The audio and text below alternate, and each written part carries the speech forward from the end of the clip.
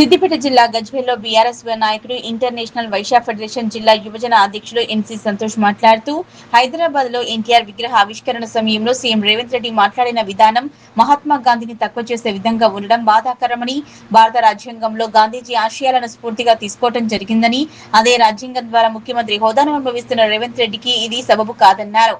ఆయన అజ్ఞానానికి, అహంకారానికి నిదర్శనమన్నారు. ప్రపంచవ్యాప్తంగా కోట్ల మందికి స్ఫూర్తిదాతగా నిలిచిన మహాత్మునిపై సీఎం చూపిన నిబద్ధత అత్యంత దురదృష్టకరమని అన్నారు. అసలు హైదరాబాద్ లోని కాంగ్రెస్ పార్టీ కార్యాలయానికి గాంధీ భవన్ పేరు ఎలా వచ్చిందో రేవంత్ రెడ్డి తెలంగాణ ప్రజలకు తెలియజేయాలని, రేవంత్ తీరు చూసే త్వరలో గాంధీ భవన్ ని సిబిఎన్ భవన్ గా మార్చే ప్రయత్నం చేస్తున్నారని అనుమానం వ్యక్తం చేశారు. కాంగ్రెస్ పార్టీ సిద్ధాంతాలను, గాంధీజీ ఆశయాలను తుంగలో తొక్కి రేవంత్ రెడ్డి మాట్లాడుతున్నారని విమర్శించారు. స్వతంత్ర పోరాటంలో గాంధీజీ పాత్ర తక్కువ చేసే హక్కు ఎవరికీ లేదన్నారు. పదవి ఇచ్చి కూర్చోబెట్టిన కాంగ్రెస్ అధిష్టానం ఇప్పటికైనా సీఎం రేవంత్ రెడ్డి వ్యాఖ్యలపై స్పందించాలని డిమాండ్ చేశారు. రాష్ట్ర వ్యాప్తంగా గాంధీయవాదులు రేవంత్ రెడ్డి విధానాన్ని ఖండించాలన్నారు. గాంధీ గారి జయంతిని కూడా ఎన్నో దేశాలు శాంతి దినోత్సవంగా జరుపుకోవడం అనేది గాంధీ గారి గొప్పతనం. ఇలా చెప్పుకుంటూ పోతే మహాత్మా గాంధీ జాతి పితగా ఎందుకు కీర్తించబడ్డాడో, ప్రపంచ దేశాలు తన మార్గాలను ఎందుకు ఎంచుకున్నాయో మనందరికీ కూడా కళ్ళ ముందు కనిపిస్తూ ఉంటుంది. మరి అలాంటి గాంధీ గారిని సాక్షాత్తు మన రాష్ట్ర ముఖ్యమంత్రి రేవంత్ రెడ్డి గారు విస్మరించడం, తక్కువ చేసి మాట్లాడడం నిజంగా ఒక భారతదేశ పౌరుడిగా ఎంతో బాధించబడింది. ఎందుకంటే నిన్నటి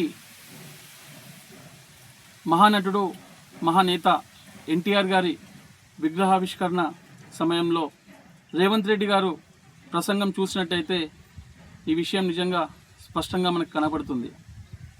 భారతదేశ చరిత్ర గురించి చెప్పే క్రమంలో ఏదైతే భారత రాజ్యాంగాన్ని మనం నిర్మించుకున్నామో, ఏదైతే గాంధీజీ గారి ఆశయాలను తీసుకొని భారత రాజ్యాంగాన్ని నిర్మించారో, అదే రాజ్యాంగం ద్వారా ఈరోజు ముఖ్యమంత్రిగా ఎన్నికైన రేవంత్ రెడ్డి గారు గాంధీజీ గారిని విస్మరించడం నిజంగా బాధాకరమైన విషయం. ఇది ఆయన అహంకారానికి, ఆయన అవివేకానికి నిదర్శనం. గాంధీజీ గారు గ్రామ స్వరాజ్యాన్ని, దాని యొక్క ప్రాముఖ్యతను చెప్పి ఈరోజు భారతదేశ ఆర్థిక వ్యవస్థ బలోపేతం కావడానికి ఒక గొప్ప నిదర్శనం. మళ్ళీ అలాంటి నాయకుడిని విస్మరించడం రేవంత్ రెడ్డి గారికి సబబు కాదు. దయచేసి మీరు ఈరోజు మీ పార్టీ కార్యాలయంగా భావించే గాంధీ భవన్కి గాంధీ భవన్ అని పేరు ఎలా వచ్చిందో తెలంగాణ ప్రజలకందరికీ కూడా మీరు వివరించాలి.